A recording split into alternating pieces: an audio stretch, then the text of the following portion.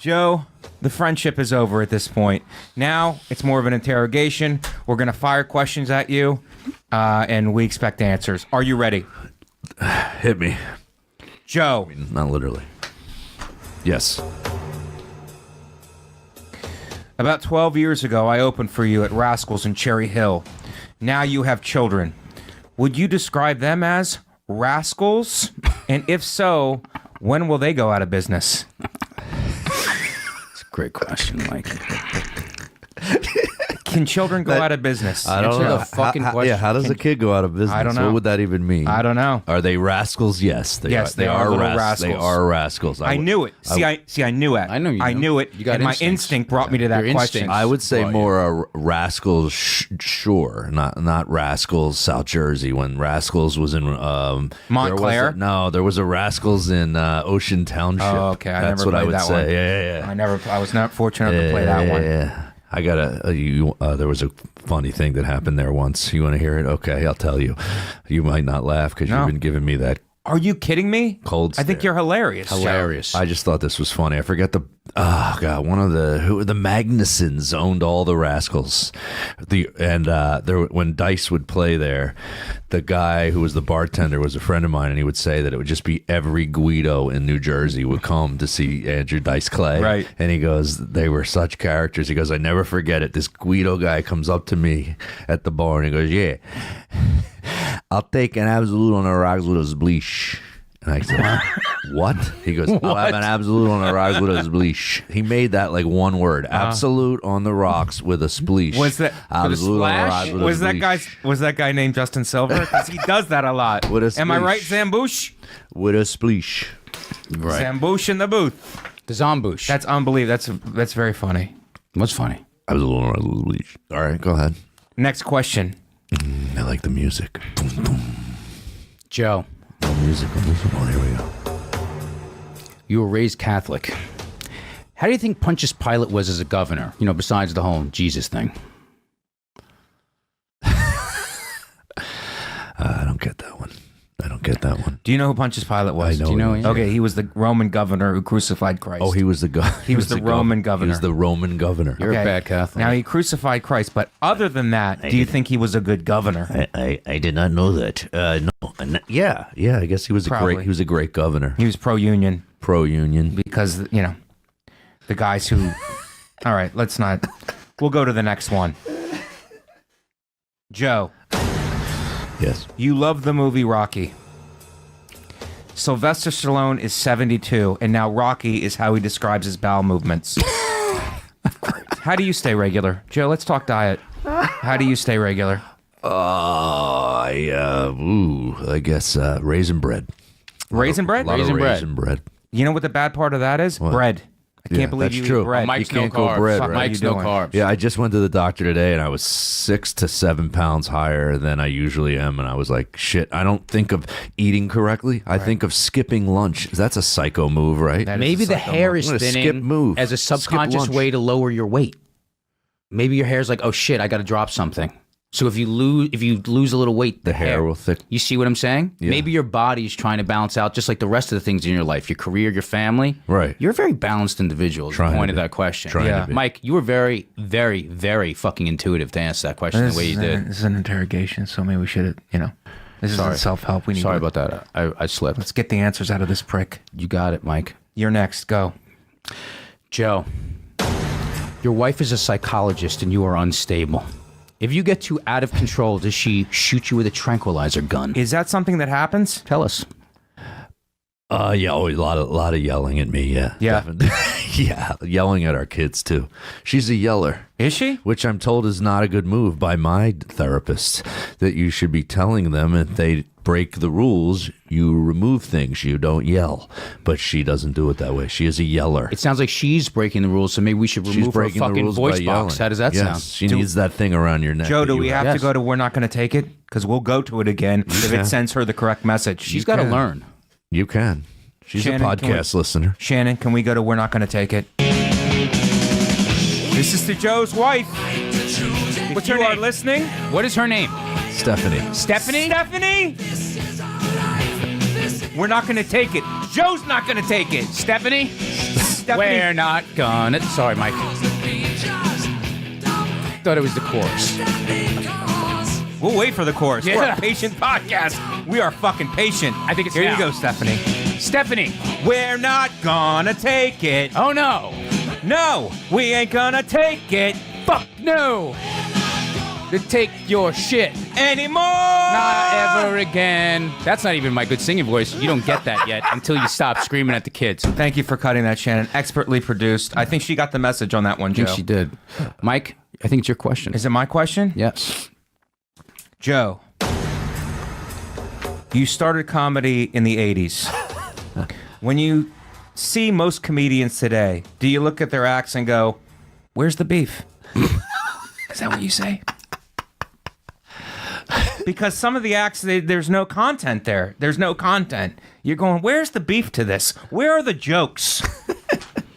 Do you do that, Joe? I think comedy has just recently taken a turn where you are seeing a lot of jokes. Isn't it? It's funny because like I remember watching it turn. It should be funny. When but I- some of it's not. I know. He is on it. You are on top of that. You're Eric. on top of it. You were Shannon. correct there. Go ahead, Joe. But when I started, it was very joke driven. Right. I started in '89. You're a joke Yeah. teller. Mike's a joke a lot teller. of jokes, a lot of jokes, a lot of jokes. Right. Then came to New York. Then it became, who are you? What are you about? Who are you? You need to get a sitcom deal. You need to have a show. A little bit about me. Yeah, everything was about you. It was Right. about you. It was about you. And now all those deals went away because Right. too many shitty shows either got on the air and got Right. canceled really fast. Once in every 12 years, you got a Seinfeld, but then you got a lot of pieces of shit. So they stopped caring about you, and it's just, are you funny or not? And I think it's back to a lot of jokes, a lot of jokes, think? a lot of jokes. Yeah, I think the guys that are really good joke tellers are getting the writing jobs, and they're getting on late night television a lot more. A Yes. lot of good jokes. And we can tell the difference between a shitty joke and a good joke. It's like writing a good script. When Right. you read it, I don't care if you're somebody I never heard of. If the script's really good, it can stand on its own. And I think jokes do the same. So, We get that. We get that there's a scale up. Do you think that the people watching get it? I don't think. yeah, I think you can. Well, when you hear one that really resonates, Yeah. that let's like fucking, they don't care if it's about you or not. They really don't. Right. But we're at a new level where I'll even say to young comics, I'm like, don't tell them who you are. Just tell them what you think is funny, and they'll be able to Right. tell who you Right. are. Exactly. That's the better artist. What about threatening them? figure it Do you threaten them? Maybe that's another way to go about it. Does maybe your I don't wife, even remember maybe the your wife question should start now. doing comedy. That's the point. No, that was a great explanation. That was actually What was the question? It was, It was about about the way that comedy. The real question was about how comedy has evolved. Yeah. Through that was a beautiful from when you answer. started. Yeah, I definitely Because it's very feel- rare we get somebody in here, and I'm not being. This is not a joke. I'm actually trying to not say who this is. Then my dad's this. I don't even want to do jokes like that. No, that's anymore. you. I hate Mike's them. point. You answered. I think continue what you were just saying. No, I think it was great. That was a great answer. That was a And great I have to answer. say, I'm honored to be. This is a great joke writer, Joe. Yeah. Mike Vecchione. Right. One of the fucking best in the business. I was just talking to somebody on the phone when I was walking up here, and we both said that we saw your Tonight Show, and we said, and I even think I texted you about it. You did text me. We both said might be one of the best ones I've late ever- night talk show sets, because usually you suck when you have to go on a late night talk show because they deball you a lot. Right. But that one, like when someone's really the good, second one you're saying. His second The or his one that third I just yeah, saw. Yeah, the second one. Dude. is just phenomenal, and it's kind of like Nick Griffin's one of those guys that they don't lose steam when you put him Yeah. on late night He's talk shows, unbelievable. and Mike's the same way because Yeah. they're good joke writers. Right. Yeah. They try to deball you, but I think, can I speak for myself? I managed Yeah. to stay hard through that entire set for 5 minutes and 30. Thank you, Shannon. Can I tell you something? I was there in the back in the audience, and we all felt that.